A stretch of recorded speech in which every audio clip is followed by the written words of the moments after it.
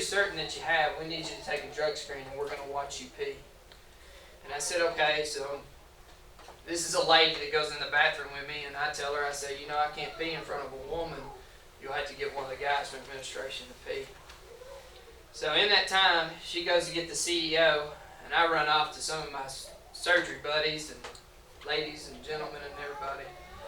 And we had a bachelor party where we were drinking alcohol and taking Adderall, and I was taking drugs the weekend before this drug screen, so I told one of the surgery members, I need some of your urine.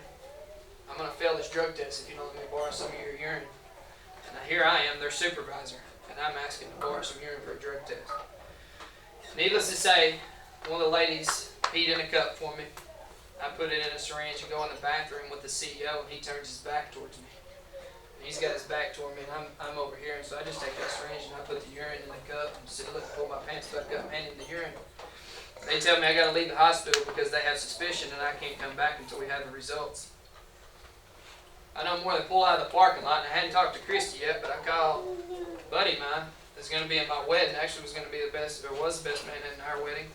And I said, you know what, Joseph? I don't know why they just randomly drug tested me, but I had to go get some urine from Leslie because, you know, we was taking Adderall, and, well, he wasn't, but he knew some of us and some of the other guys worked his bachelor party. And so he hangs up the phone, and within 10 minutes, the CEO's calling my cell phone, telling me I got to come back to the hospital. And that he knows that I got Leslie's urine and that my drug screen was fake. It's not my urine. So I hang up the phone on him. I go to Christy's house, and I'm sitting there, not talking, phone's ringing. And finally, Christy's phone rings. And the CEO says, Christy, this is Daryl. Daryl was his first name. We've asked you to take a drug screen. He needs to give us somebody else's urine. We need him to come back to the hospital. So at that point, my whole cover was blown, and I'm heading back to the hospital with the woman I'm supposed to marry 8 days from now.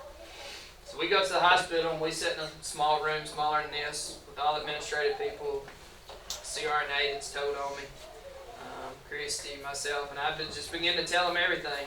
It was actually the chance I was looking for, was just to come clean.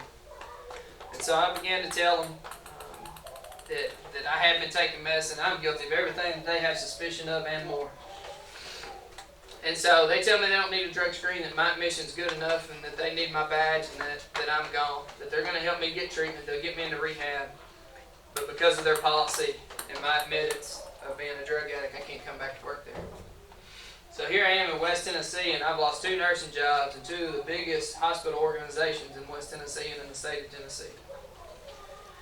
And I leave that night, and like most drug addicts and addicts in general, I had a stockpile of medicine in a bag for a rainy day or for a day like today. So I come back to my mother's house at night, I'm sitting in the bathroom, and I'm contemplating suicide again.